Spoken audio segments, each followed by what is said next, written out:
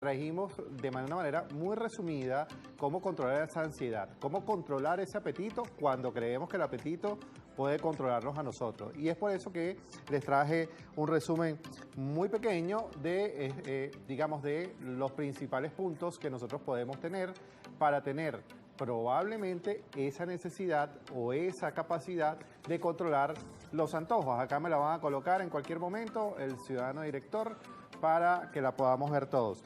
A ver, ¿qué es importante? Lo primero que quiero hablarles es cómo incluir vegetales.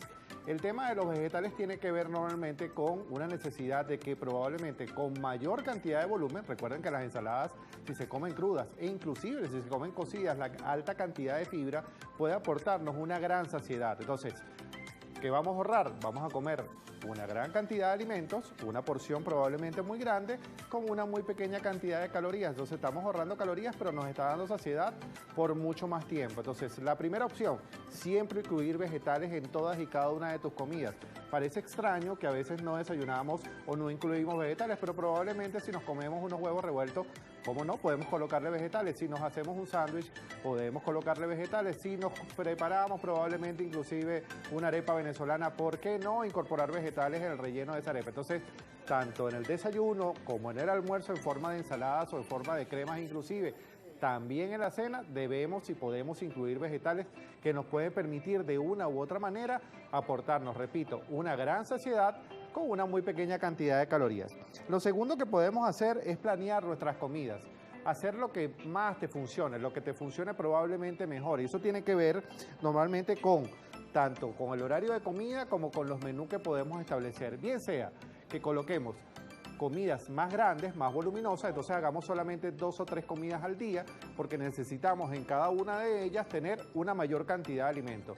La otra opción es hacer comidas más pequeñas, pero un mayor número de ellas, es decir, 5 o 6 comidas, colocar tantas meriendas como necesites para poder controlar básicamente esa necesidad de ir picando en el día a día, pero lo programarías y programarías básicamente tu consumo en razón de eso que probablemente vas a tener a mano.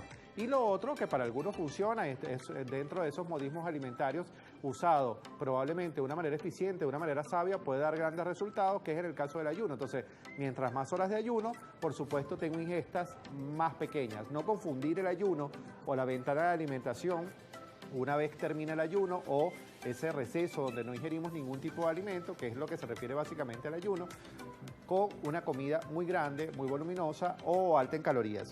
La otra opción que podemos hacer, por supuesto, es evaluar de una u otra manera qué es lo que te funciona mejor en razón de tu tiempo. Programar, así como les dije, programar el número de comidas, también evaluar de cierta manera en razón de tu tiempo a qué hora debo comer. Si debo hacerlo en el desayuno, si debo hacerlo en el almuerzo, a qué hora comienzo a trabajar, a qué hora se termina probablemente mi jornada, desde qué punto de vista voy a entrenar, necesito hacer una merienda pre-entrenamiento, necesito hacer una merienda post-entrenamiento, qué tipo de ejercicio realicé y con razón de eso, por supuesto, evaluar los horarios o los programas que yo tenga de cada una de mis comidas para, de acuerdo a lo que me funcione mejor.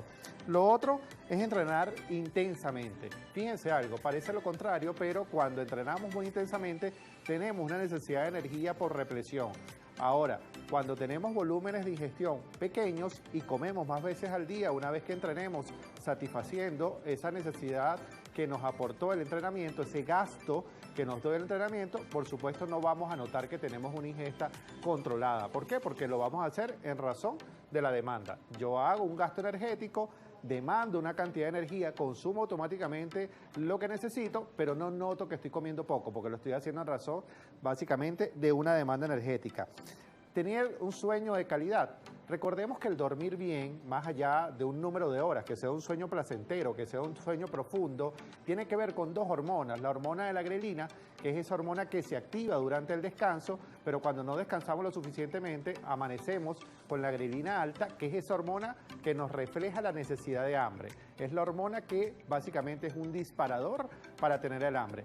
Y lo otro, la otra hormona es la leptina. La leptina es esa hormona que ante reflejos de no tener energía, por supuesto puede tender a presentar una necesidad o un antojo. La leptina es la hormona de la ansiedad y la grelina es la hormona del hambre, y ambas se regulan en el descanso, ambas se regulan en el sueño. Por lo tanto, tener un sueño de calidad, tener un sueño placentero puede hacer, por supuesto, que yo tenga controlado mi apetito a lo largo básicamente del día.